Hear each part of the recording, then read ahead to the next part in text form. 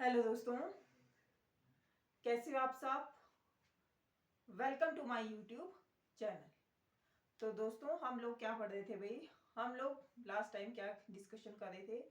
हम पढ़ रहे थे भाई गुप्त साम्राज्य के बारे में। और गुप्त साम्राज्य क्या था भाई, ये कौन लोग थे।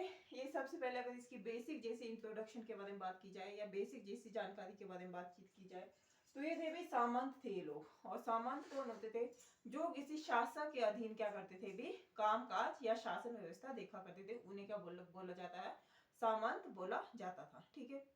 क्या हुआ भाई, जो मगध वाला एरिया था, पोस्ट मॉडर्न टाइम पीरियड के बाद ऐसा कोई भी शासक नहीं रहा वहां पे, या ऐसी कोई भी हमें राजतंत्र या गणतंत्र ऐसी कोई भी व्यवस्था नहीं दिखाई पड़ती है जो कि क्या कर सके, उस पूरे के पूरे एरिया को क्या कर सके, अपने अंडर रख सके, या उस पे शासन व्यवस्था को क्या कर सके, कायम कर सके। लास्ट तक जो बने रहे वो कौन थे, कुषाण थे, शक थे। वो चौथी सदी मतलब 4th सेंचुरी ईस्वी तक क्या थे वो लोग, उनका शासन किसी ना किसी रूप में हमें दिखाई पड़ता है। और जबकि जो आंध्र सातवाहन वंश था वो क्या हो गया था, उससे पहले क्या हो गया था, मतलब उससे पहले उनकी जो शासन व्यवस्था थी वो खत्म हो गई थी। ठीक है। फिर क्या हुआ, इन जो शासन व्यवस्था में हमें क्या दिखाई पड़ती है, बहुत सारी कमियां दिखाई पड़ती है। और इन्हीं कमियों का लाभ उठाकर क्या क्या, जो गुप्त वंश की क्या रखी गई, नींव रखी गई है। ठीक है। अब बेशक ये कुषाण चले गए, लेकिन उसके बावजूद भी क्या रहा भाई, कुछ दशकों तक, या क्या रहा भाई, 4 शताब्दियों तक क्या रहा भाई, जो शासन व्यवस्था है वो क्या रही, ठीक ठाक से चलती रही। और उसके साथ साथ क्या हुआ, सामाजिक विकास भी होता रहा, मतलब सोशल जो डेवलपमेंट थी वो भी होती रही। वैज्ञानिक रूप से भी क्या होती रही, चीजें बढ़ती रही। या क्या हुआ, मतलब साहित्य की दृष्टि से देखा जाए तो ये टाइम पीरियड क्या रहा भाई, बहुत अच्छा रहा है। और अगर बात की जाए साइंस की या टेक्नोलॉजी की तो उसमें भी क्या दिखाई पड़ता है हमें, बहुत सारी चीजें क्या दिखाई पड़ती है, मतलब अलग अलग शासकों के टाइम पीरियड में हमें डेवलपमेंट दिखाई पड़ती है। ठीक है। अब जो ये लोग थे ये कौन थे भी, सामंत थे। और कौन थे भाई, वैश्य थे। मतलब वर्ण व्यवस्था की बात की जाए तो कौन थे, ये वैश्य थे। और वैश्यों का कार्य क्या था भाई, उस टाइम उस दौरान दौरान में व्यापार करना था। ठीक है। व्यापार करना था तो व्यापार से क्या होता था, मतलब व्यापार वाला कार्य। और इन्होंने क्या किया, अपने वैवाहिक संबंधों से भी क्या किया, राज्य के विस्तार में इनको क्या मिली, बहुत बड़ी भूमिका निभाई है। ठीक है। इन्होंने विवाह ऐसे लोगों से किया जिससे कि क्या हो सके, मतलब इन्हें शासन व्यवस्था क्या देखी थी, इन्होंने नजदीक से देखी थी। तो फिर ये हो गए। और फिर क्या हुआ, अभी जो नॉर्थ वाली साइड थी हमारी, इसमें क्या, मतलब जैसे कुषाण चले गए, कुषाणों के बाद क्या हुआ, बहुत सारे हमें राजतंत्र दिखाई देते हैं जिसमें राजाओं का शासन हमें दिखाई पड़ता है। और इसके साथ साथ और भी हमें शासन या बहुत सारे शासक दिखाई पड़ते हैं जिसमें क्या है, गणतंत्र भी हमें दिखाई पड़ता है। मतलब राजतंत्र और गणतंत्र अलग अलग एरिया में, अलग अलग एरिया में कहीं की क्या था, राजतंत्र था। और अलग अलग एरिया में क्या था भी, गणतंत्र की व्यवस्था भी हमें दिखाई पड़ती है। ठीक है। फिर क्या था भी, इनके लिए जैसे हमें मगध का देखी थी हमने, नींव कहाँ थी भी, बिहार में थी। वैसे गुप्त साम्राज्य की नींव कहाँ रखी गई थी भी, यूपी में ही हमें दिखाई पड़ता है। क्योंकि सबसे ज्यादा मतलब जो प्रारंभिक अभिलेख है वो कहाँ मिले हमें, यूपी से मिले। और जो क्या है भी, प्रारंभिक सिक्के हैं, मतलब जो शुरुआत के सिक्के हैं वो कहाँ से मिले हमें, यूपी से ही प्राप्त हुए हैं। ठीक है। मतलब इससे हमें पता चलता है कि इन लोगों के लिए क्या सबसे ज्यादा जरूरी था, इनके लिए यूपी बिहार से भी ज्यादा क्या था, इंपॉर्टेंट। अब क्या देखते हैं हम, और चीजें देखते हैं कि मतलब ऐसे क्या सोर्सेस थे जिससे हमें पता चलता है कि हाँ भी गुप्त साम्राज्य क्या था, नींव रखी थी।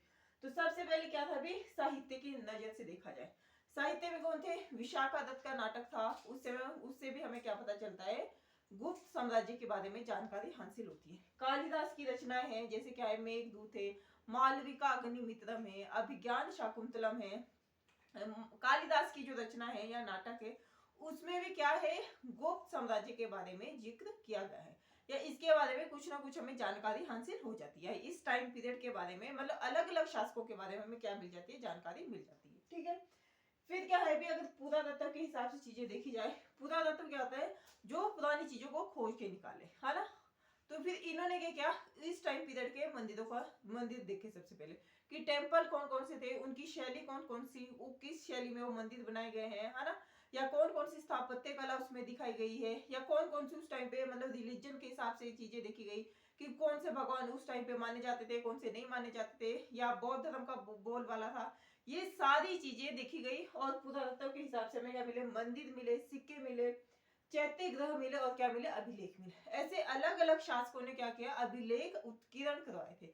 मतलब अभिलेख किस पे उत्कीर्ण, अभिलेख क्या होता है, जिसे पत्थरों पे राजा क्या कर देता था, पत्थरों पे या कोई जो कठोर स्त्राव वाली धातु होती थी उस पे क्या करता था राजा, अपने आदेशों को मतलब जो जनता के लिए या किसी भी चीज के लिए वो क्या कर देता था, वो पत्थरों पे मतलब छपवा देता था उनको, है ना, जिससे क्या रहे, वो जो शासन व्यवस्था है वो पीढ़ी दर पीढ़ी तक क्या रहे, कायम बनी रहे।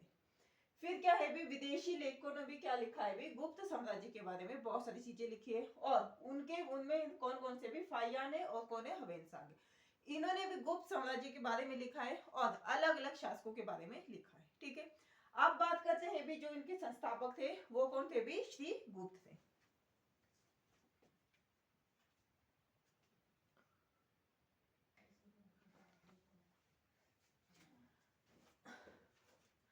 तो ये तो होगी भाई बेसिक जैसी इंट्रोडक्शन जो हमने क्या किया था, कल डिस्कशन किया था।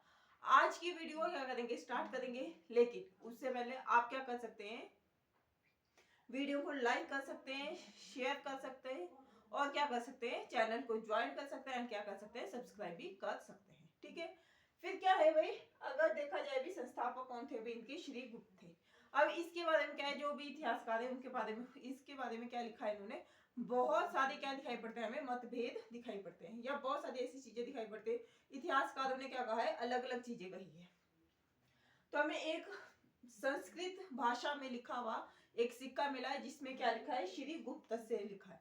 तो इसका मतलब क्या है कि श्री गुप्त नामक इंसान ने क्या रखी थी, इस वंश की क्या रखी थी, नींव रखी थी। ठीक है, अब क्या बताया जाता है कि इन्होंने किस चीज की उपाधि धारण की थी भी, महाराज की उपाधि धारण की थी, जो कि जनरली उस टाइम पर किस चीज की उपाधि हुआ करती थी, ये उपाधि हुआ करती थी भाई सामंतों की। और सामंत कौन होते थे, अगर सामंतों की बात की जाए तो ये क्या होते थे, किसी शासक, मतलब जो कोई शासक होता था उसके अंडर क्या करते थे, ये राजकाज की व्यवस्था देखा करते थे या शासन व्यवस्था चलाया करते थे। ठीक है, फिर क्या हो गया भाई, इसके बारे में एक और हमें क्या मिलता है, सुपिया का अभिलेख मिलता है, वो क्या है भी, और स्कंद गुप्त का ही है ना।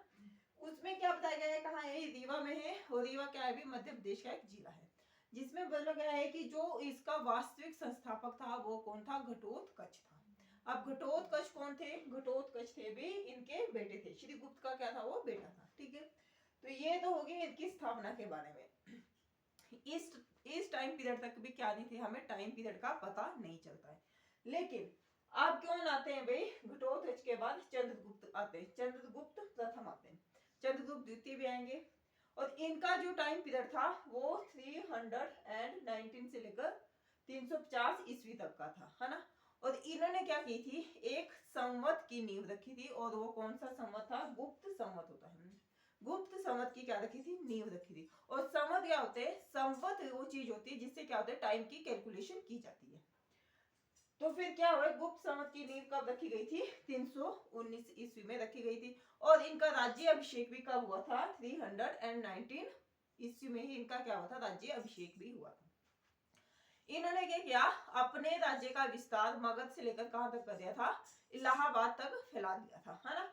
अब इलाहाबाद तक फैला दिया था, और फिर क्या हुआ भी, इन्होंने एक उपाधि धारण की थी, और उस उपाधि का नाम क्या था भी, महाराजा धीराज।